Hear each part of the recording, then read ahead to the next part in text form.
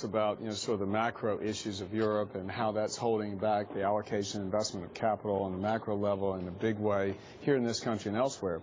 But I like to look at sort of the backbone of the American economy, a small businessman or woman.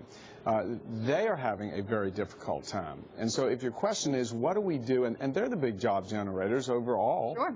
And so if you asking what could we do, what could the president be doing to help the job generators and make it a little bit easier for them, come out and say that taxes aren't going to go up for small business. Come out and say you're going to stop the regulatory overreach.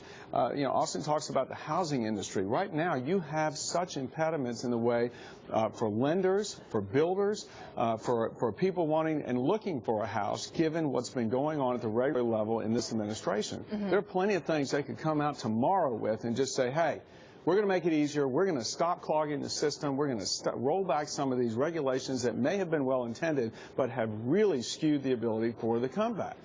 I obviously don't agree with the premise of that virtually at all. The problems of the housing market are not the result of government regulation. They're the result of the collapse of the biggest real estate bubble that we've ever had. Credit has been a big problem. I think hopefully the two parties could get together to focus on some things on housing. On small business, look, the president's now cut taxes, I think, 18 or 22 times for small business. The share of income that small business people are paying in taxes is the lowest it's been in 65 years. We should continue that. Cutting the top marginal tax rate and assuming that will trickle down to other small businesses did not work in the 2000s. In all due respect, this is not what we're saying. I mean, I just went on a small business tour in my district in Richmond, Virginia, and I can tell you that the small business people there did not think their taxes have gone down. They're worried about their taxes going up.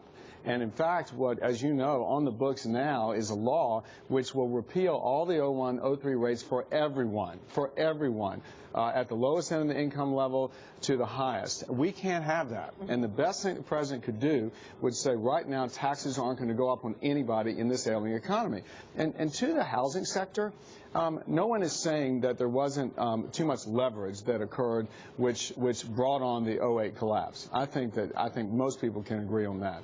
But right now, you have so much private capital sitting on the sidelines in the housing industry, unwilling to get back into the investment business for housing because of the administration's regulatory policies. That's why well over 90% of all the residential housing finance